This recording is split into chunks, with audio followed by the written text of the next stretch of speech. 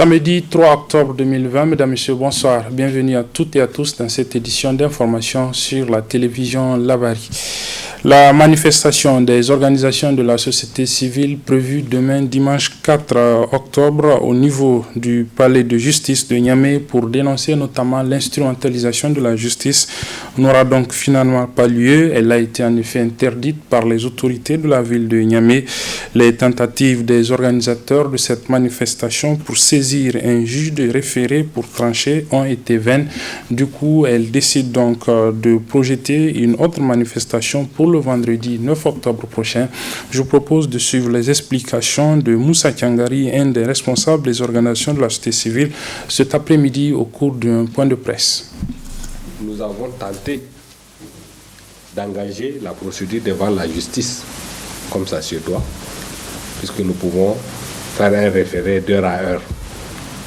Nos avocats se sont constitués, ils ont fait une requête, ils sont rentrés en contact avec le président du tribunal. Il se trouve que le président a dit qu'il est hors de Niamey. Les deux vice-présidents ne sont pas non plus disponibles. Et naturellement, nos avocats ont fait constater ce fait par voie du huissier. Parce que là, c'est clair, on nous a interdit la manifestation. Et, comme par hasard, nous ne pouvons pas avoir accès à la justice. Au vu de ça, nous avons décidé d'engager une action contre l'État du Niger. Nous considérons qu'on nous empêche non seulement de manifester, mais on nous empêche aussi d'avoir accès à la justice. C'est éminemment grave. Mais nous allons aussi déposer une nouvelle déclaration de manif, Inch'Allah, pour le vendredi prochain. C'est que le pouvoir en place aujourd'hui ne veut pas nous laisser exercer nos droits et libertés. Et ce qui s'est passé concernant ce cas-là montre clairement qu'il y a un problème de la justice, de l'accès à la justice, de son indépendance dans ce pays. Et tout le monde a entendu hier, le Conseil des ministres a décidé de réinstaurer l'état d'urgence sanitaire pour faire face à la pandémie de Covid. Un état d'urgence pendant 3 mois sur toute l'étendue du territoire. Alors que toutes les statistiques publiées chaque semaine, voire au quotidien par le gouvernement, indiquent clairement qu'on n'est pas dans une situation véritablement d'urgence. Et que la pandémie, n'est-ce pas, même si la maladie existe toujours, n'est pas en train de progresser au Niger pour justifier la prise de mesures d'exception. Mais ces mesures ont été prises parce que justement, le gouvernement veut empêcher aux citoyens de ces pays-là de jouir de leurs droits. Donc il faut que les citoyens et les citoyennes comprennent l'enjeu. Bientôt, c'est des élections. On va donc aller à des élections dans ces conditions-là. Il faut que les forces politiques dans ce pays comprennent l'enjeu, que ça représente vraiment la défense des libertés individuelles et collectives. Il faut que d'autres organisations de la société civile comprennent qu'il y a un enjeu important et que donc dans un élan, dans un sursaut, que le vendredi prochain, que les citoyens et les citoyennes se mobilisent un peu partout pour dire on n'accepte pas ça. C'est vraiment la dictature qu'on veut instaurer et on vous interdit de façon totalement irrégulière par des personnes qui n'ont même pas qualité pour interdire. Et vous n'avez pas la possibilité, y compris de faire une action en justice. Moussa Tiangari, secrétaire général de l'association Alternative Espace Citoyen, cet après-midi, donc au cours d'un point de presse que les organisations de la société civile nigérienne ont organisé pour annoncer une nouvelle manifestation pour le vendredi 9 octobre prochain, après l'interdiction de celle prévue demain dimanche 4 octobre. Un nouveau mouvement dénommé Dynamique Citoyenne a vu le jour. Ce mouvement est constitué de plusieurs jeunes Nigériens de divers horizons. Je propose de suivre le résumé de la cérémonie de lancement de ce nouveau mouvement avec notre reporter Abdul Razak Hamidou. C'est sous fond de prestations artistiques, notamment Jonel, Altesse, Sage Soldat ou encore Force Morale, et de mise en scène théâtrale, Seno, Amadou et compagnie, qu'a eu lieu le lancement officiel des activités du nouveau mouvement qui vient de voir le jour, Dynamique citoyenne. C'est de ça qu'il s'agit. Aujourd'hui, plus que jamais, le besoin du changement de nos conditions de vie, le besoin de s'affirmer se font de plus en plus sentir sur notre continent et partout au monde où la façon de vivre leur a été imposée. Le devoir nous appelle, envie de jouer notre partition. Chaque génération a une mission, l'accomplir ou la trahir. Souligne Frantz Fanon. Hier, la mission de nos devanciers était celle de la décolonisation, de la libération de nos États, de la lutte contre l'esclavagisme et l'oppression. Aujourd'hui encore, allons-nous continuer à dire que nous sommes sous-développés parce que nous sommes colonisés? Allons-nous continuer à revendiquer notre place qu'on ne nous décrète pas? Allons-nous lier notre souffrance aux autres? Allons-nous continuer à être complexés face aux autres? Non. Les autres que nous envions tant, qu'ont-ils fait pour être là où ils sont?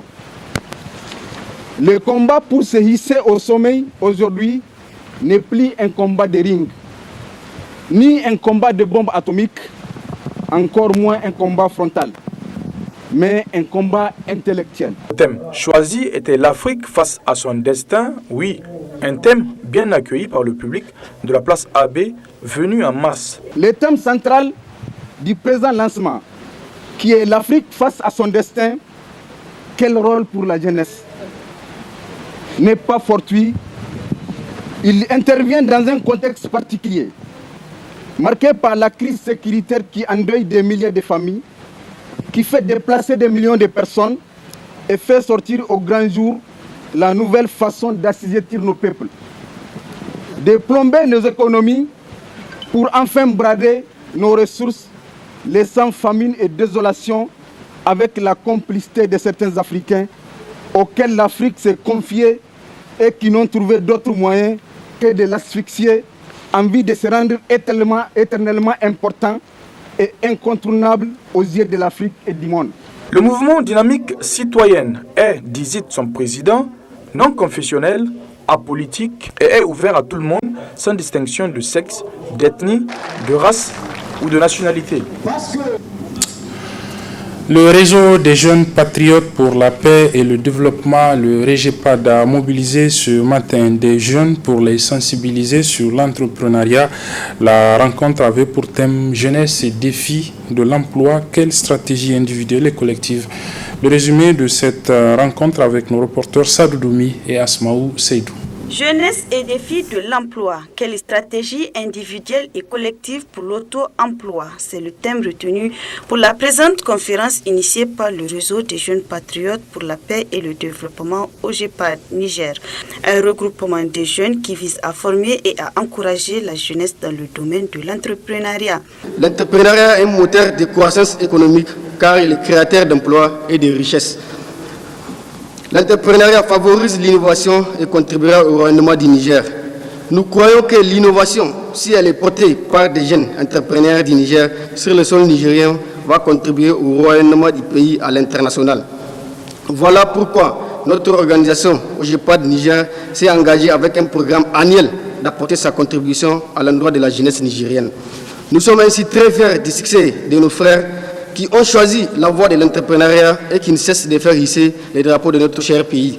Je profite de cette occasion pour inviter toute la jeunesse africaine en général et celle du Niger particulièrement à prendre conscience de cet immense chantier qui nous attend, celui de reconstruire notre société. C'est pourquoi le président du réseau appelle les jeunes participants. Nous devons cultiver dans notre vie de tous les jours certaines valeurs qui constituent des vertus cardinales qui font et valorisent notre société. Il nous faut ainsi faire preuve de discipline, de ponctualité, de rigueur, d'intégrité, mais surtout et aussi d'humilité. Humilité, oui, car les hommes et les femmes de valeur sont ceux qui cultivent la modestie. Alors, chers frères et sœurs, accomplissons notre mission au service du Niger et de l'Afrique. Au moment où nous nous séparons en ces jours, nous devons pour cela garder en mémoire cette devise, une jeunesse dynamique au service d'une économie sous-régionale et compétitive. Ainsi, partout et quel que soit notre niveau de responsabilité, nous devons servir loyalement et honnêtement notre pays. Notons que cette conférence du réseau des jeunes patriotes pour la paix et le développement est animée par Issoufou Abdelkader, doctorant en économie agricole, CO et fondeur Agri-Innov Inspire. Voilà, vous l'aurez sans doute donc remarqué, il s'agit bien d'une organisation et non d'un réseau. Il s'agit de l'Organisation des jeunes patriotes pour la paix et le développement, OJEPAD, qui a donc organisé cette activité ce matin. Activité récréative et de réjouissance ce matin au niveau de l'Institut régional d'informatique, de marketing, d'assurance et de gestion IRIMAG. Activité de récréative et donc de réjouissance qui a regroupé élèves et étudiants de cet institut. Élèves et étudiants qui ont permis à l'Institut au cours de l'année académique qui vient de s'achever d'engranger les résultats aux différents examens. Je vous propose de suivre le résumé de cette cérémonie, cette rencontre donc de réjouissance avec nos reporters Halil Bourema et Hariata Sala.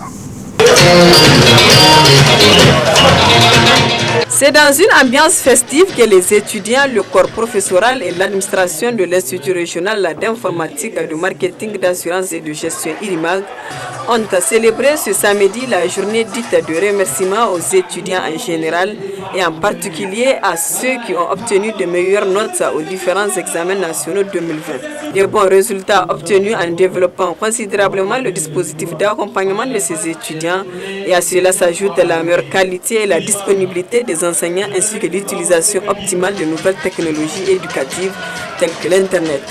Ce qui fait de l'Institut régional d'informatique, de marketing, d'assurance et de la gestion IRIMAG un lieu d'excellence. Des résultats qui font réjouir le directeur général de l'IRIMAG et son équipe. Avec mon équipe, on a amené différents professeurs à tous les niveaux. Vous vous êtes relâché significativement en venant à l'école matin et soir. Et voilà ce qui s'est donné, c'est que vous avez réussi à ces examens. Je voudrais que vous vous applaudissiez, s'il vous plaît. Nous avons eu 90,17% aux examens de brevet de technicien supérieur BT d'État. Applaudissez. Sur 112 étudiants qui étaient présents aux examens, 101 ont été déclarés admis. Des options comme génie civil, comme transport logistique, ont fait 100%. Donc, je voudrais, à mon nom propre et au nom de toute l'équipe qui a œuvré pour cette réussite, je voudrais vous dire merci, chers étudiants, chères étudiantes. Le professeur du conseil scientifique de l'URIMAG, professeur Tandina Ousmane, a également salué les résultats enregistrés par cet institut, tout en exhortant les parents d'élèves à inscrire leurs enfants à l'URIMAG. L'URIMAG a engrangé des résultats jamais inégalés. 91% au BTS, 45% au bac, au BEP 43%, alors qu'au niveau national, le BEP c'est 25%. Je pense que ça mérite d'être applaudi. Tout cela est dû aux efforts des étudiants que vous êtes. C'est dû aussi aux efforts des enseignants qui vous tiennent. Qu'il y a 26 raisons de se former à l'IRIMAG. Je pense qu'il y en a plus. Il y en a plus. Et pour cela, je vous invite non seulement à lire la brochure pour connaître les raisons pour lesquelles on doit se former à l'IRIMAG, et je vous invite aussi à lire cette brochure pour que vous puissiez vous inscrire à l'IRIMAG. Les étudiants de tous les niveaux qui ont obtenu de meilleures moyennes aux examens ont été récompensés par l'Institut en leur faisant bénéficier de 50% de réduction sur les frais de formation. Le représentant des bénéficiaires très ému remercie l'IRIMAG pour cet encouragement. Nous sommes très émus, je suis très ému de voir dans une ambiance festive assez d'étudiants qui sont admis aux divers examens, n'est-ce pas, qui ont eu lieu cette année. Eh bien, par la présente, je me félicite et félicite tout le monde d'ailleurs. Et féliciter aussi, même ceux qui n'ont pas été admis, eh bien, nous devons comprendre que ce n'est pas qu'on n'a pas tous admis ensemble, mais que l'échec n'est pas fatal. Il faut davantage, n'est-ce pas, se mettre davantage dans la forme, davantage à continuer à bosser. Cela veut dire que ce n'est pas parce qu'on a échoué qu'on se dit que la réussite n'est pas devant. Si elle est devant, mais il faut se dire que la réussite aussi, c'est de l'engagement. La réussite, il faut continuer à se battre. Il faut aussi continuer à se battre, comme davantage. Et à nos camarades qui ont été admis, j'aimerais vous dire que nous avons certes réussi, mais le combat n'est pas encore fini. Il faut continuer à persévérer, il faut continuer à donner le meilleur de soi-même pour pouvoir, n'est-ce pas, donner davantage de meilleurs résultats. Une soirée dansante viendra couronner cette journée de remerciement. Le directeur général de l'IRIMAG, tout en comptant sur la sagesse de ses étudiants, leur a souhaité une très belle fête. À l'IRIMAG, c'est une formation de qualité et une réussite de la vie. Les élèves, leurs parents ainsi que le corps professoral du complexe scolaire privé Flo Germain étaient réunis ce matin dans l'enceinte du dit établissement pour célébrer la première édition de la journée d'excellence du dit établissement, une journée organisée par l'association des anciens élèves du CSP Flo Germain. C'était également en présence de nos reporters Chebou Guissou et Nafis Azakou qui nous en rendent compte. Cette cérémonie riche en animation marque la première édition de la journée de l'excellence du complexe scolaire privé Flo Germain organisée par l'association des anciens élèves du dit établissement. Cette journée est donc un cadre regroupant tous les anciens élèves du CSP Flo Germain dans le but de promouvoir l'entraide et la solidarité entre ses membres et d'intervenir activement pour soutenir matériellement et moralement les jeunes élèves de l'établissement pendant leur cursus scolaire. Le CSP Flo Germain est un pôle d'excellence qui est connu pour la qualité de son encadrement scolaire, la compétence et la disponibilité de son corps professoral. L'excellence de ses résultats, de l'ouverture de ses portes le 1er octobre 2003 à ce jour a fait naître des leaders, à savoir des ingénieurs, des médecins, des gestionnaires, pour ne citer que cela. Pour dire qu'au CSP Flo Germain, l'idéologie est qu'une formation de qualité ne peut être que réussite à vie. Cette journée du 3 octobre 2020, dédiée à tous les élèves qui ont eu la chance de fréquenter le CSP Flo Germain, a en effet pour but de les réunir avec les actuels élèves du Flo Germain dans un cadre d'harmonie, d'échange, de féliciter l'ensemble des acteurs, à savoir la fondatrice, l'administration, l'association des parents d'élèves, pour leur complicité et pour les résultats de cette année scolaire 2019-2020 marquée par la pandémie de la COVID-19. Très honoré de l'organisation d'une telle journée, le proviseur du CSP Flo Germain a encouragé l'amicale des anciens élèves du Flo Germain, qui est une association créée en 2011 pour ses multiples activités réalisées pour montrer sa cohésion et sa gratitude au CSP Flo Germain qui a tout donné à ses membres. Je voudrais remercier ces jeunes étudiants, ces jeunes élèves que nous avons encadrés et qui ont beaucoup d'attachement pour cette école. La preuve, tous les ans, pendant toutes les vacances en tout cas qui sont en train de se succéder, ils viennent ici organiser des activités. Ils ont même créé une amicale, l'amicale des anciens élèves de Flo Germain. J'en suis ravi. Au nom de toute l'école, nous les remercions. Encore une fois, nous constatons leur reconnaissance à l'endroit de cet établissement-là qui les a aidés à faire un parcours et nous espérons que ce parcours sera le plus long possible. Enfin, pour montrer sa satisfaction et sa gratitude à leur école, l'amicale des anciens élèves du Flot Germain a décerné des témoignages au corps professoral du dit établissement. Des prix ont été aussi octroyés aux meilleurs élèves de chaque classe ainsi qu'aux nouveaux bacheliers du CSP Flot Germain. Voilà, c'est sur le résumé de cette première édition de la journée d'excellence du CSP Flot Germain que se referme cette édition, mesdames et messieurs. Merci de l'avoir suivi. Merci aussi aux équipes techniques et rédactionnelles qui m'ont aidé à la présenter. Les programmes se poursuivent sur la télévision Labari. Au revoir.